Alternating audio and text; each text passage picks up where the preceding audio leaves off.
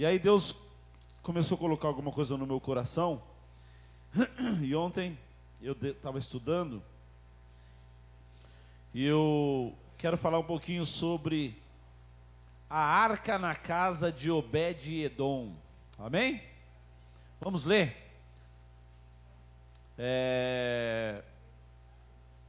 1 Crônicas, capítulo 13. Então o tema aí é a arca na casa de Obed-Edom. E os adolescentes aí, tudo jóia? Quem de vocês aí gosta de música? Ninguém gosta de música aí? Gosta? Você gosta do quê? Tocar alguma coisa? Do que você gosta? Bateria, violão, guitarra, o que é? Hã? Banjo? Funk? Ô, meu irmão, amém, amém. Mas funk também é música, né? A gente quer nós queremos gerar novos ministros de louvores aqui, meu irmão, em nome de Jesus, amém? Pessoas que tocam, né? Então você tem aí um filho aí, incentiva ele, né? A tocar, vir para a igreja aqui, aprender, em nome de Jesus, amém? Vamos lá? Depois de consultar todos os seus oficiais, os comandantes de 1000 e de 100, Davi disse a toda a Assembleia de Israel: vocês estão de acordo? E se esta é a vontade do Senhor, o nosso Deus, enviemos-nos uma mensagem aos nossos irmãos em todo o território de Israel, e também aos sacerdotes e aos levitas que estão com eles em suas cidades, para virem unir-se a nós. Vamos trazer de volta a arca do nosso Deus, pois não nos importamos com ela durante o reinado de Saul. Toda a Assembleia concordou, pois isso pareceu bom a todo o povo. Então Davi reuniu todos os israelitas, desde o rio Sior, no Egito, até Lebo-Amate, para trazerem de Quiriate-Jearim a arca de Deus. Davi e todos os israelitas foram a Baalã, que é Quiriate-Jearim, em Judá, para buscar a arca de Deus, o Senhor, que tem o seu trono entre os querubins, a arca sobre o qual o seu nome é invocado. Da casa de Abinadab, fala Abinadab. Grava esse nome aí, meu irmão. Abinadab levaram a arca de Deus num carroção novo, conduzido por Uzá e Aion, que eram filhos de Abinadab. Davi e todo o povo, todos os israelitas, iam dançando e cantando, com todo o vigor diante de Deus, ao som de harpas, liras, tamborins, símbolos e cornetas. Quando chegaram à eira de Quidom, Uzá esticou o braço e segurou a arca, porque os bois haviam tropeçado. A ira do Senhor acendeu-se contra Uzá, e ele o feriu por ter tocado na arca. Uzá morreu ali mesmo diante de Deus. Davi ficou contrariado, porque o Senhor, em sua ira, havia fulminado Uzá. Até hoje aquele lugar é chamado Pérez Uzá. Naquele dia Davi teve medo de Deus e se perguntou: como vou conseguir levar a arca de Deus? Por isso, desistiu de trazer a arca para a cidade de Davi. Em vez disso, levou-a para a casa de Obed-Edom. Fala, Obed-Edom. De Gate. A arca de Deus ficou na casa dele por 3 meses. E o Senhor abençoou a sua família e tudo o que ele possuía. Amém? Amém?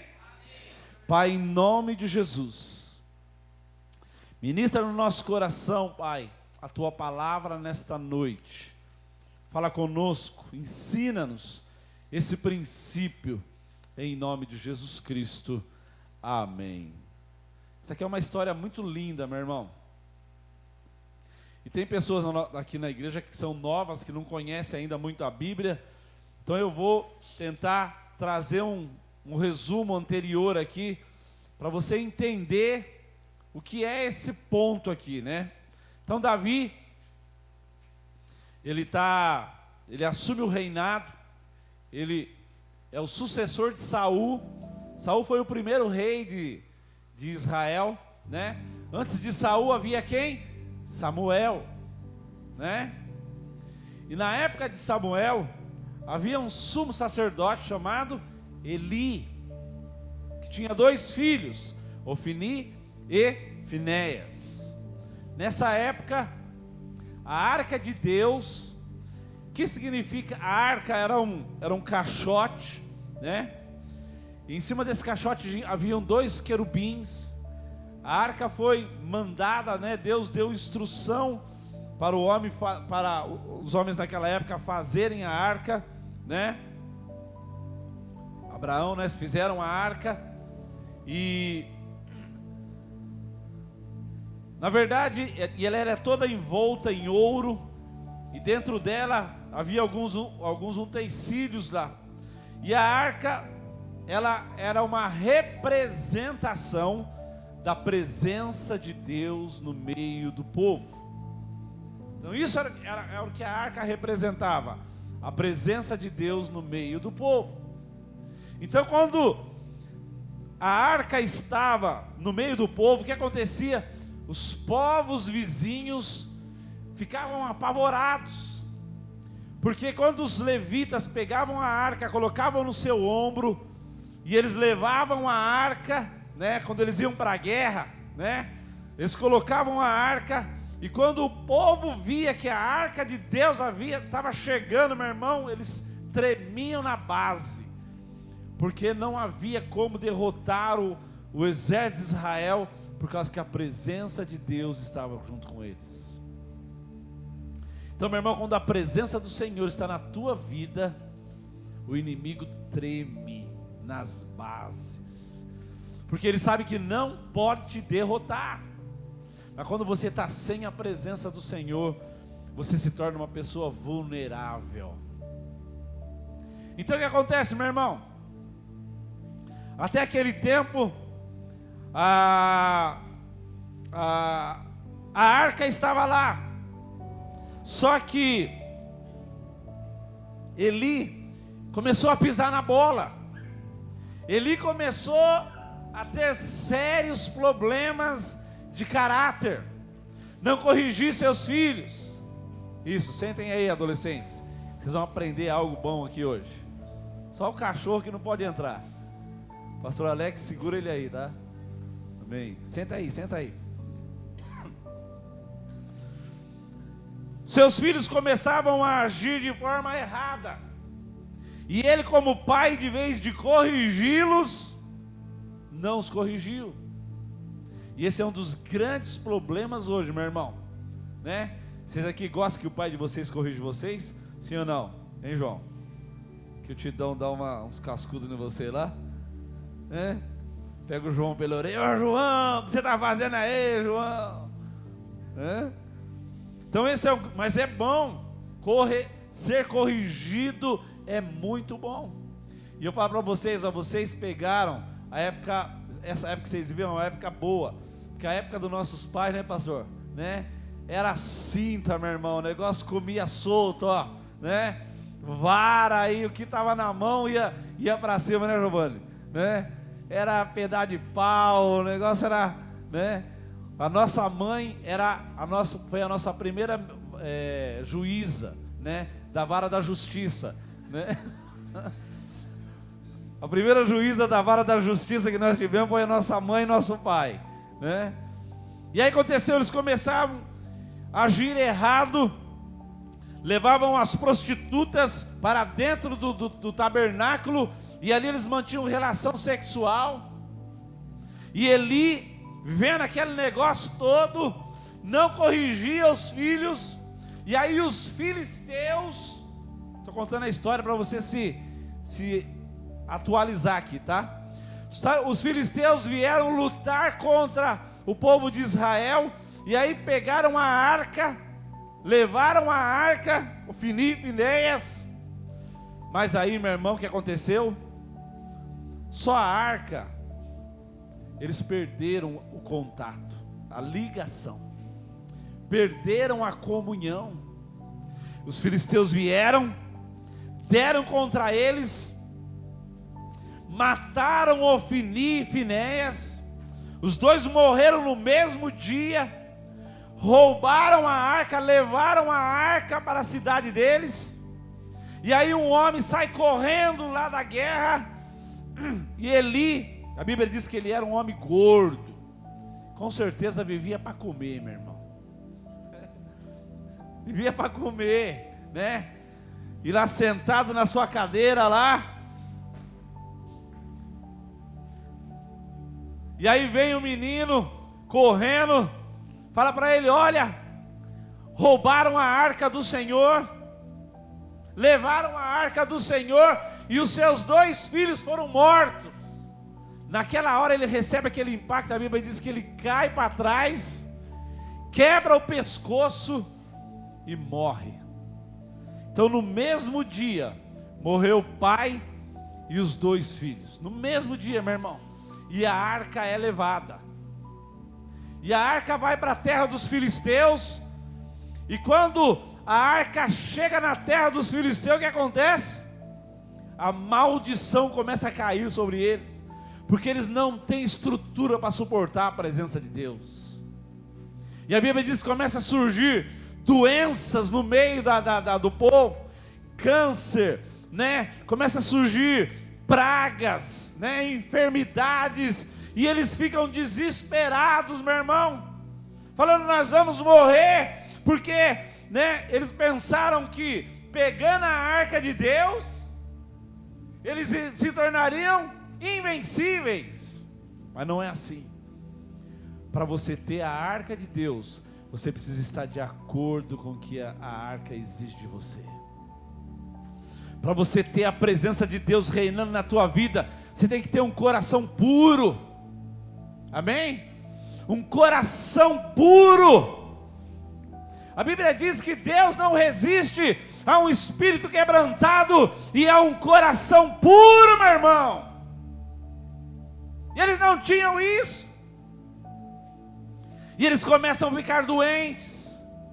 E aí eles pegam essa arca e vão levar para a casa de Abinadab, que era um sacerdote. Levaram a arca para lá. E na casa de Abinadab, meu irmão, a arca vai ficar, sabe quanto tempo? Quem chuta? Quantos? Meu irmão, tem que ler a Bíblia, hein, meu irmão? Vocês têm que ler a Bíblia. Fala para o seu irmão aí do lado aí: você tem que ler a Bíblia. Fala para ele. 20 anos, mais de 20 anos, a arca ficou na casa de Abinadab. Então, meu irmão, a arca de Deus havia sido levada pelos filisteus, e ela trouxe doença, morte para esse povo. Então eles enviaram para a casa de Abinadab.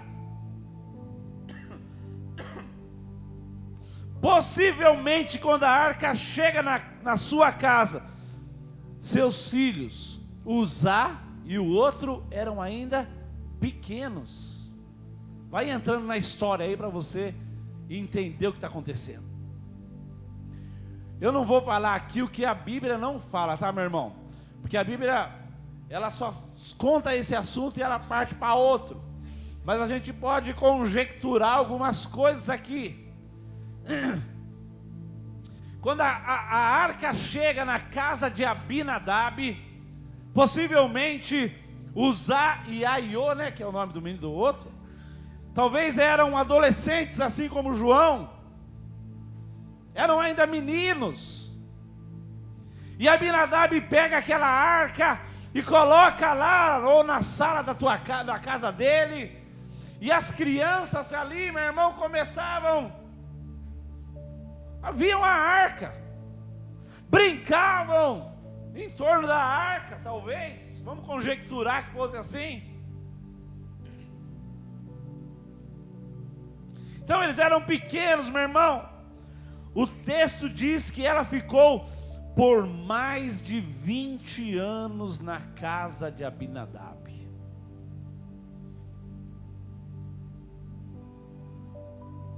Qual era, meu irmão, o relacionamento de Abinadab em sua casa com a arca de Deus? Por que ele não foi destruído? Primeiro, ele era um sacerdote.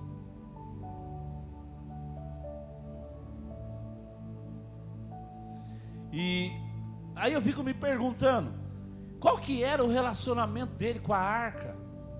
Porque meu irmão, aquilo que todo mundo queria, estava dentro da casa dele.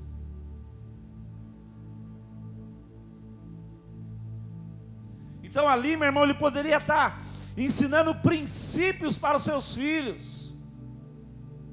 Eu fico pensando, se ele verdadeiramente ensinou, se ele ministrou essas coisas para o filho dele. Veja, meu irmão, que o poder não estava na arca em si, mas sim em como você se relacionava, né, com quem estava acima da arca. Esse é o segredo. Muitas vezes, meu irmão, o poder não está aqui, talvez no altar, no instrumento, ou numa coisa qualquer, não. O poder está em como você se relaciona com quem está acima disso, com quem está por trás disso. O que envolve, meu irmão, a questão, isso aí envolve questão de respeito, honra, temor, tremor. O relacionamento com Deus envolve essas coisas. Presta atenção aqui em mim, vocês. Envolve a questão de honra. Se vocês não se nós não aprendermos a honrar ao Senhor, nós estamos em sérios apuros. Questão da honra, meu irmão. A Bíblia, sabe o que a Bíblia fala? Vou ensinar para vocês aqui o negócio. Sabe que a Bíblia fala a questão dos seus pais? A Bíblia fala assim, ó: honra o teu pai, honra os teus pais, para que os teus dias sejam longos aqui na terra.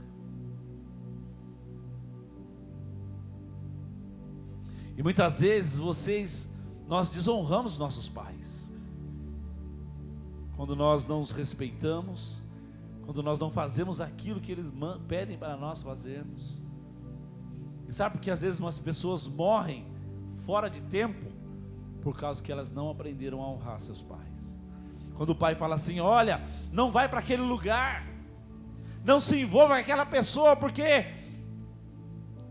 eles estão lá na bocada, estão lá na biqueira, cuidado, não vai lá, não se envolve com aquele rapaz, você é menina ainda, tome cuidado.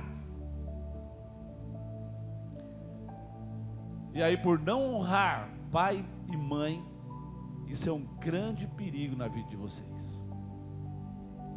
Eu aprendi esse princípio quando eu me converti, a honrar meu pai e minha mãe, e os honrei até o último dia de vida deles. Então, meu irmão, a questão da arca não é só você ter ela na tua casa, é questão de honra. Honrar a Deus, meu irmão, acima de todas as coisas. É uma questão, meu irmão, de honra. É uma questão de temor. É uma questão de temor. É uma questão de prioridade. O reino de Deus tem que ser prioridade na tua vida. Ah, eu tenho uma festa e um culto para ir. Vai no culto primeiro, depois que terminar o culto você vai para a festa. É prioridade. As coisas do Senhor precisam ser prioridades na minha vida. A Bíblia diz: buscai em primeiro lugar o reino de Deus, e as demais coisas vos serão acrescentadas. Então, meu irmão, é uma questão de prioridade, é uma questão de reconhecimento. E eu fico pensando, meu irmão, se Abinadab entendeu isso, se Abinadab entendeu esse princípio, porque a arca ficou mais de 20 anos na casa dele. Será que Abinadab, meu irmão, passou esses princípios para os seus filhos? Nós estamos vivendo hoje, meu irmão, a pior geração de jovens que já existiu na terra. Sabia disso? Pior. Não tem limites mais. Não há mais limites. Sabe por quê? Sabe quem são os culpados? São os pais. Porque os pais não têm ensinado princípios para os seus filhos. Porque ser pai não é só colocar comida na casa, não é só dar feijão e arroz, ovo. Quem gosta de ovo aí, levanta a mão. Peixe, ninguém gosta de ovo. Quem gosta de carne, levanta a mão. Carne você gosta, né? Vai comprar carne para você ver. R$42 o quilo do contrafilé, meu irmão. Vai comprar carne. Ovo, chuchu, quem gosta de chuchu? Chuchu é bom, né? Quiabo. Jiló, pô. Jiló é bom demais, meu irmão, né? Jilózinho frito, qualquer jeito ele é bom. Alface. Mas olha, a pior geração que nós estamos vivendo é a nossa, porque não há princípios, não há. Os pais não estão passando princípio para os seus filhos. E eu fico pensando, meu irmão, se Abinadab fez isso. A Bíblia não vai falar, estou conjecturando aqui, amém? O segundo ponto, meu irmão, foi como essa arca foi buscada para ser trazida para Jerusalém, para a casa de Davi. Você prestou atenção no texto quando começa, né? A Bíblia diz o seguinte: Davi consultou os homens daquela época, e aqui, olha, o que você acha aí, Nonô? Né? Vamos trazer a arca aqui, e aí Cauane, o que você acha? Está de acordo? Eu não vi Davi chegando e falar: Senhor, como que eu tenho que fazer, Senhor, para levar essa arca para lá? Será que o Senhor, meu irmão, não queria que ela fosse trazida para Jerusalém? Lógico que sim. É lógico que Deus queria que a arca saísse da casa de Abinadab e fosse para Jerusalém.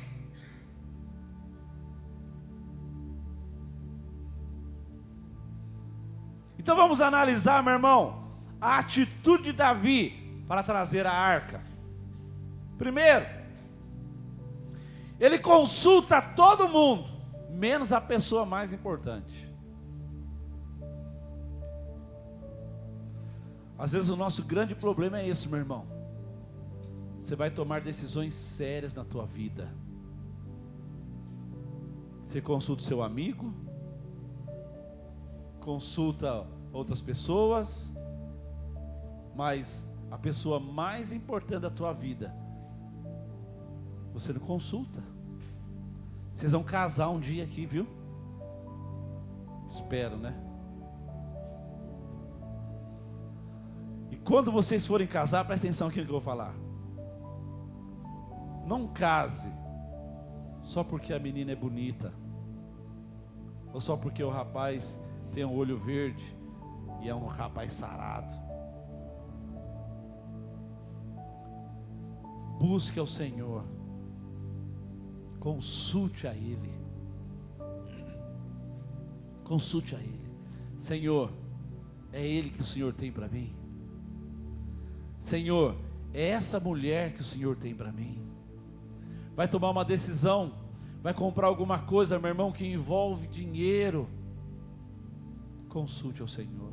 Meu irmão, eu já vi pessoas perdendo toda a sua rescisão, que trabalhou por 40 anos, a rescisão dessa pessoa escorregar por entre os dedos dessa pessoa, perdeu absolutamente tudo, porque se envolveu em coisas e não consultou o Senhor.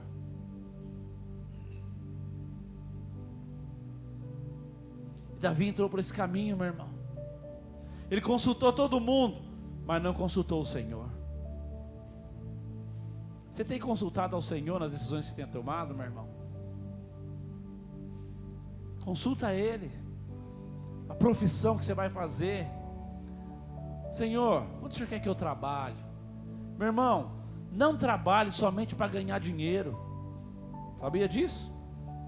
Não vá só onde você ganha dinheiro. Trabalhe num lugar que você seja útil, que você possa abençoar as pessoas. Isso é melhor do que ganhar dinheiro. Agora você pode associar as duas coisas: ganhar dinheiro e ser uma pessoa muito útil onde você está.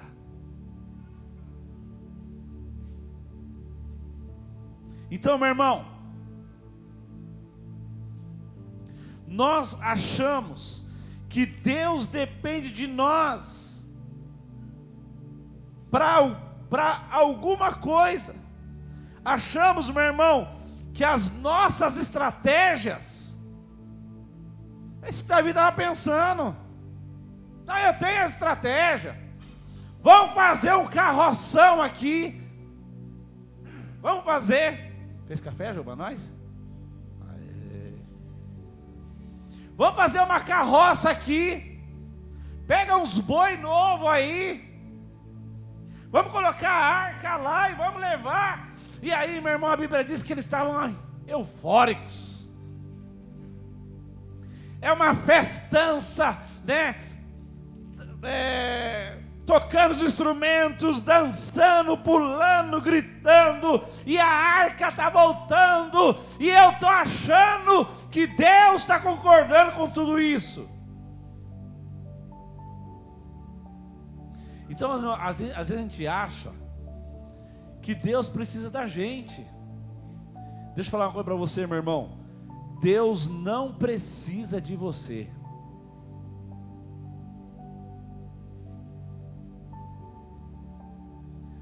Mas eu sou um estrategista. Deus não precisa das suas estratégias. Deus, sem nós, Ele continua sendo Deus. E você sem Deus não é nada. Então nós achamos, irmão, que as nossas estratégias, os nossos planos, as nossas iniciativas, cremos que elas podem conduzir à presença de Deus. É isso que a gente acha, meu irmão. A gente acha que o que a gente pensa, né? E o que a gente vai fazer, não, eu tenho um plano aqui, e Deus vai andar nesse plano aqui, meu irmão, não vai. Você que tem que andar no plano dele. É Ele que traça o caminho.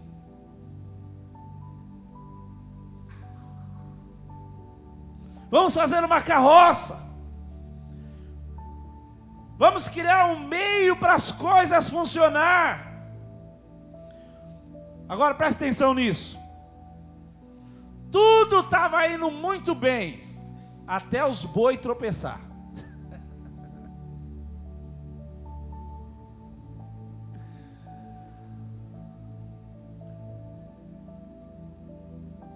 Meu irmão, deixa eu falar uma coisa para você. Basta apenas o boi tropeçar, e os seus planos vão por água abaixo.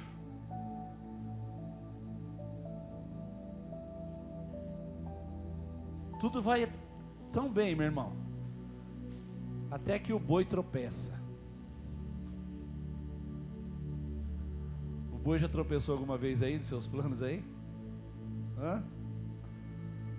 Você achava que ia dar tudo certo, estava tudo no esquema, pastor. Mas aí lá no meio do caminho o boi deu uma tropeçada.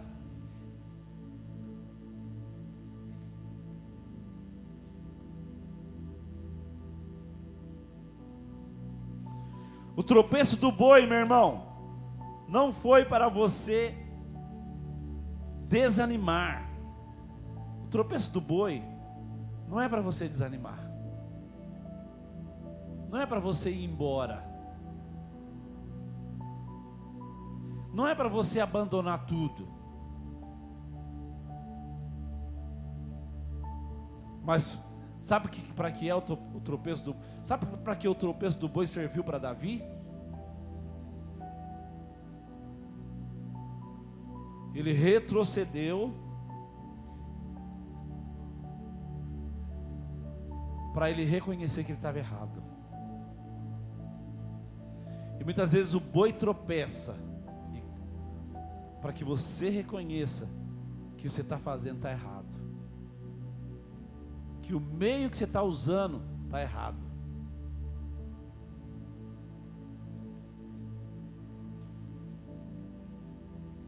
Então você precisa reconhecer, meu irmão, essas coisas, e parar e ver que o reino de Deus...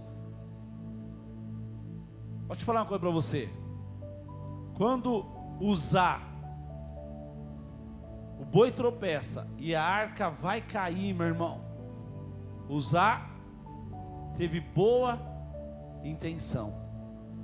Ele não quis fazer aquilo por maldade. Mas deixa eu falar uma coisa para você. Boa intenção no reino apenas não serve. Não serve. Então o reino de Deus, meu irmão, ele não é feito apenas de boa vontade, mas principalmente o reino de Deus é feito de uma direção dada pelo próprio Deus. Quer que as coisas funcionem na tua vida? Ande debaixo de uma direção de Deus. Ah, pastor, mas dá muito trabalho. Você quer moleza, meu irmão? Dá trabalho. Tem que orar, tem que jejuar, tem que ler a Bíblia, tem que conhecer a vontade de Deus. Como você vai andar numa direção de Deus se você não sabe nem como que Deus pensa? Se você não conhece a Bíblia, aí você vai ficar naquele lá, meu irmão. Eu vou tirar meu dedo aqui, Senhor, que eu seja o teu dedo agora. Tem misericórdia de mim, ó Deus, pois muito me pressionam. Aí não funciona, meu irmão. Você tem que ter a direção do Senhor. E a Bíblia diz que Davi ficou contrariado. Agora deixa eu te falar uma coisa. Deus estava falando comigo. Deus muitas vezes vai te contrariar. Amém? Deus vai te contrariar. Porque se Deus não te contrariar, você e eu vamos continuar matando pessoas. Uzá foi morto por causa de Davi. Você sabia, meu irmão, que às vezes você pode matar pessoas?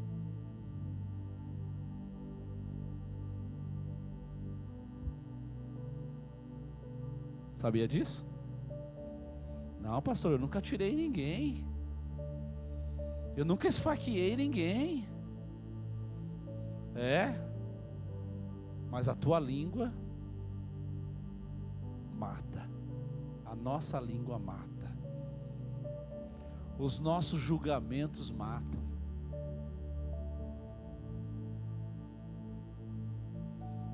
Às vezes nós estamos matando pessoas, irmãos, com os nossos julgamentos. Fulano de tal age assim porque ele... E desce a lenha. Nós matamos as pessoas com a nossa boca. E aí Deus precisa contrariar a gente, para a gente parar de matar as pessoas. Por isso que Deus contraria Davi. O que você está fazendo está errado. Não é assim que faz. Esse não é o caminho que você tem que andar.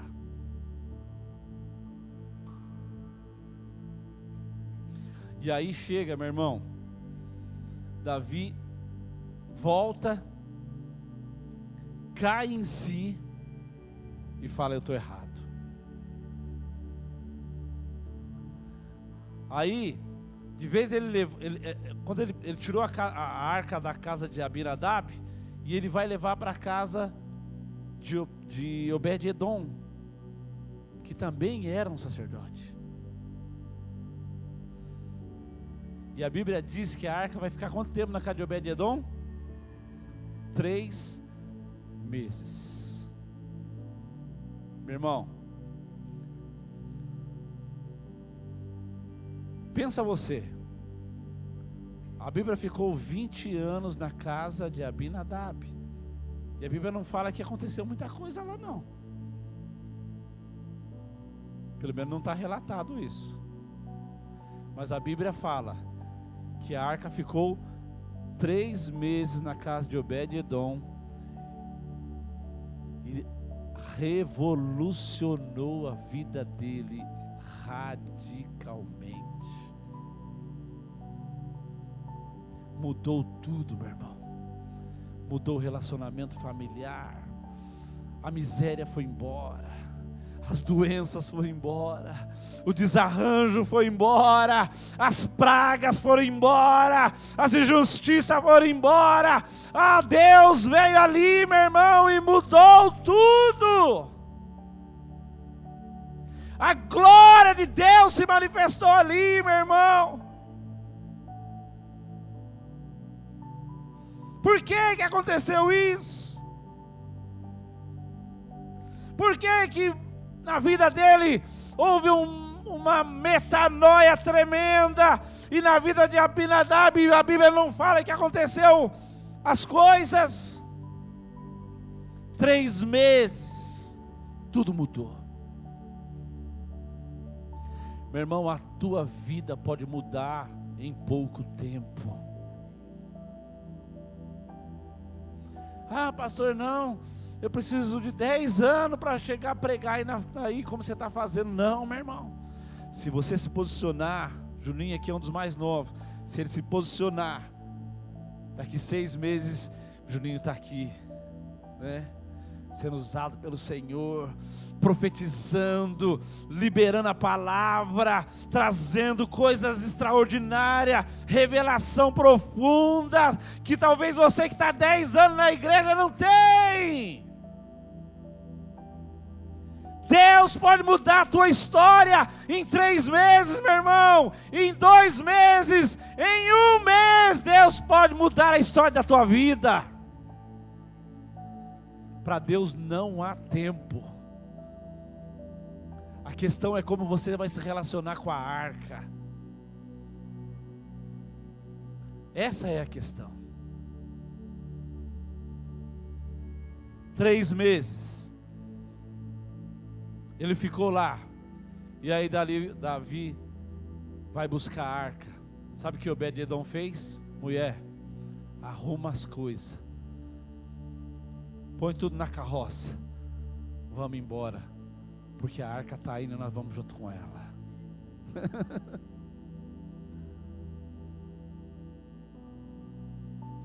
Muitas vezes, meu irmão, a presença de Deus chega na tua vida, quem é novo convertido, as coisas acontecem assim, naturalmente, sem você pedir, você nem sabe orar. Mas tem muitas vezes que você tem que ir atrás da arca, você tem que seguir ela, você tem que pagar preço. Para onde a arca for, Obed-Edom ia atrás dela. Então, meu irmão, esse é o segredo. Como você se relaciona com a arca? Esse é o segredo.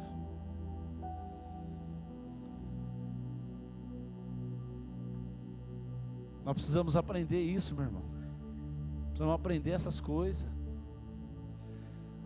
E hoje você tem a arca de Deus dentro da tua casa, né? Você tem a arca, a palavra. Tem que ler, meu irmão. Tem que conhecer a Bíblia. Porque quanto mais você conhece isso aqui, mais profundo você se torna.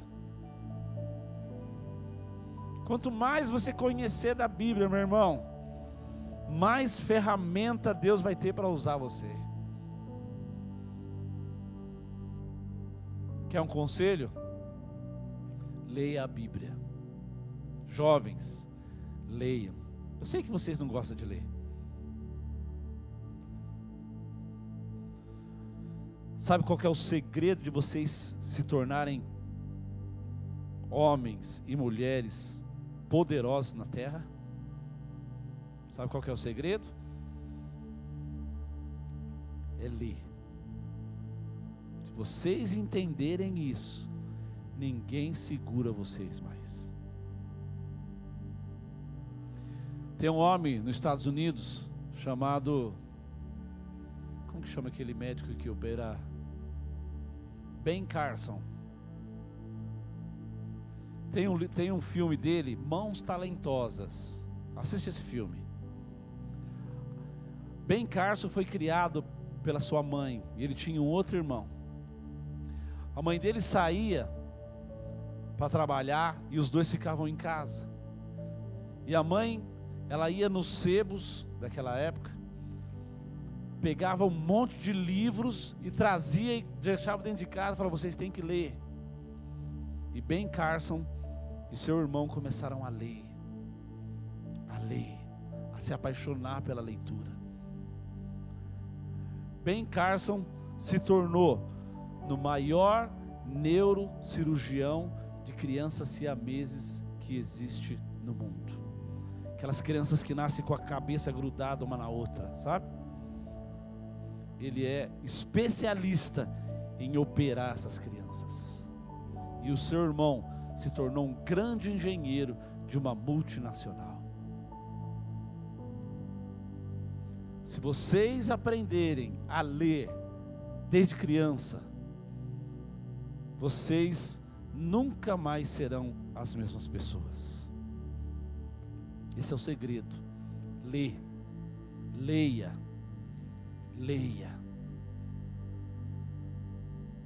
Enche o teu coração com a leitura. Lê bons livros, né?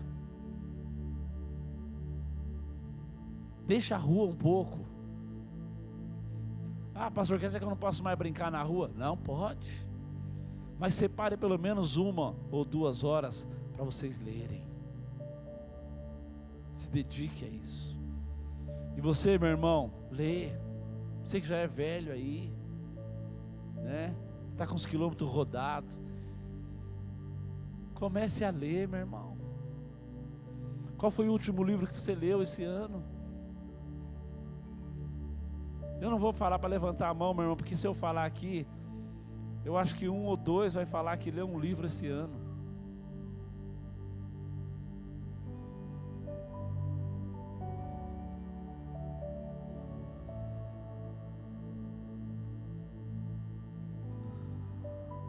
Nós precisamos aprender esses princípios, meu irmão, porque isso é que determina a nossa vida.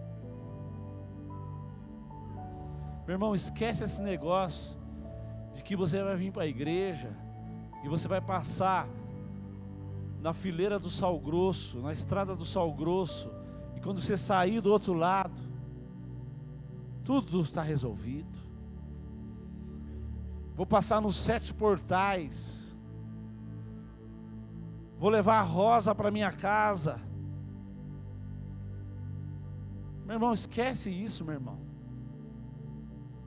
Isso aí, meu irmão, como é que fala?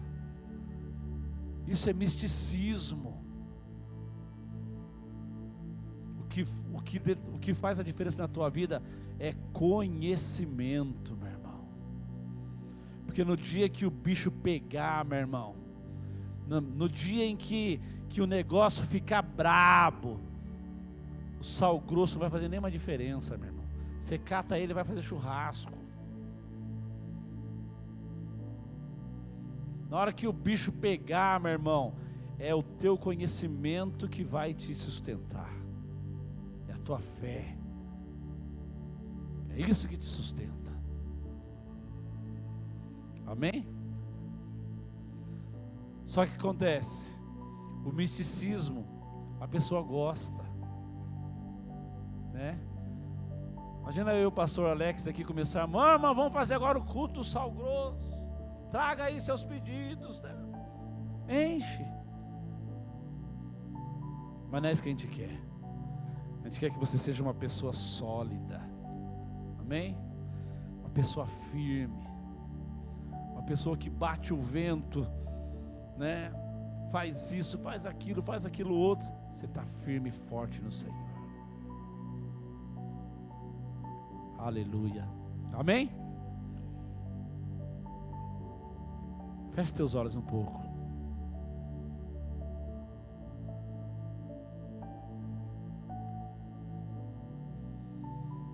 Qual casa é a tua? A casa de Abinadab?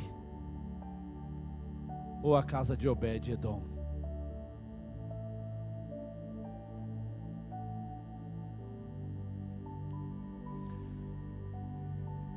Eu quero que a minha casa seja a casa de Obed-Edom, meu irmão. Eu quero honrar a arca de Deus.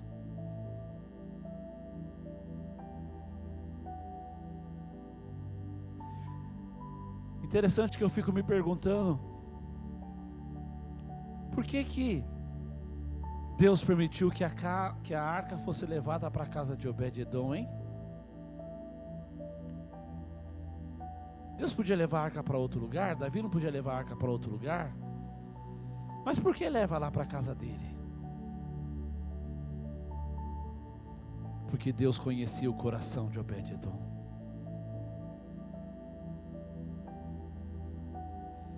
Deus conhecia o coração dele.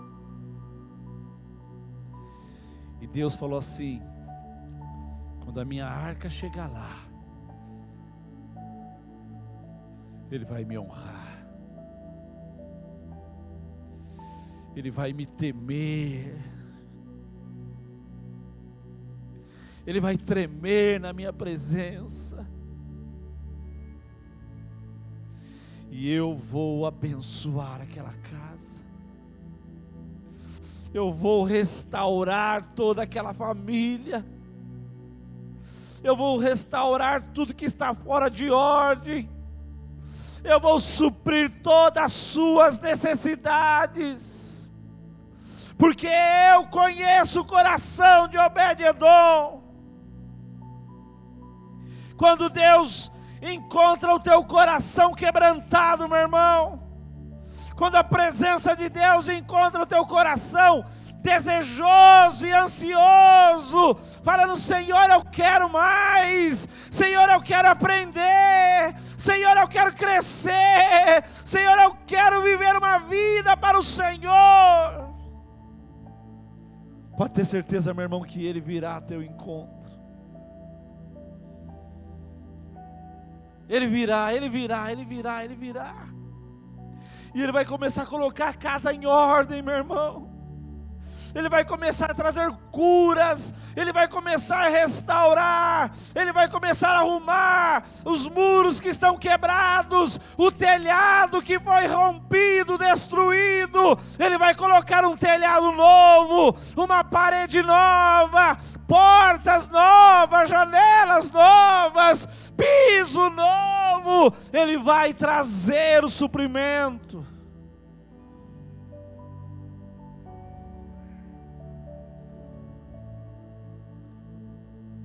E aí você não vai querer outra coisa a não ser estar aonde a arca está.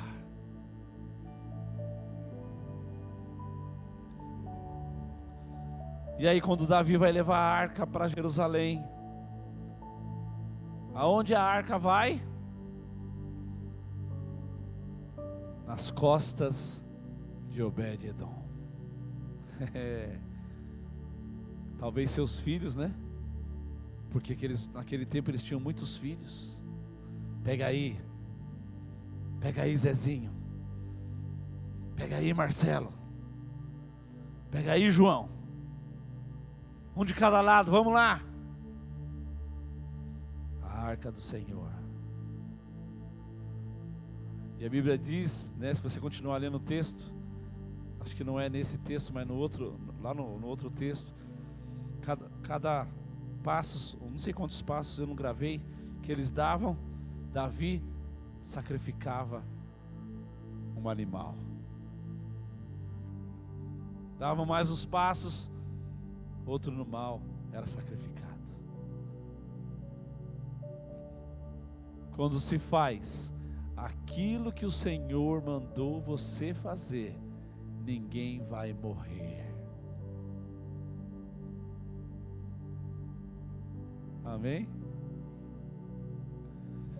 Você não vai matar ninguém, meu irmão. Pelo contrário, aonde você for, haverá vida.